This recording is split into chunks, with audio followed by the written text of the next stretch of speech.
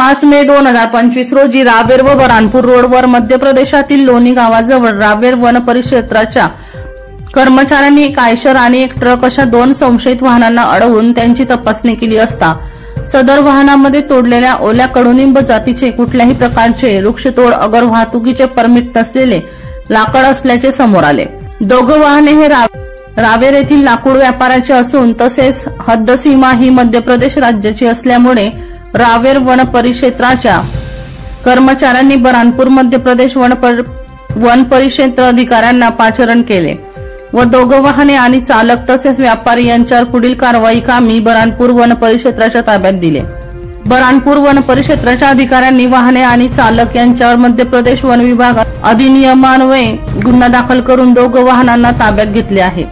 पुढील तपास बऱ्हाणपूर वन परिक्षेत्राचे अधिकारी करीत आहे, परंतु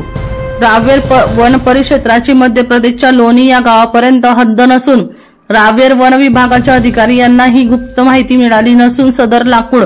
व्यापारी यांनी ठरल्याप्रमाणे आर्थिक रक्कम रावेर वन परिक्षेत्र अधिकारी यांना न पोहोचवता वाहने रवाना केल्याची बातमी पंटरद्वारे समजल्याबरोबर कर्मचाऱ्यांना करवी दोघं वाहनांचा पाठलाग करून दोघं वाहने थांबवायला सांगितले, परंतु लाकडे असलेली वाहने हद्दीबाहेर निघून गेल्याने बेत फसला आणि मध्य प्रदेशातील लोणी गावाजवळ पुढील कार्यक्रम झाला अशी चर्चा लाकूड व्यापार जगतात 2 दिवसांपासून रंगत आहे। म्हणून सत्य समोर येण्यासाठी वन विभागातील अधिकारी कर्मचारी आणि लाकूड व्यापारी यांचे कमीत कमी 6 महिन्यांचे मोबाईल कॉल सीडीआर चेक झाले पाहिजे असेही काहींचे म्हणणे आहे। पुढील माहिती उपलब्ध झाल्यावर प्रसारित करण्यात येईल।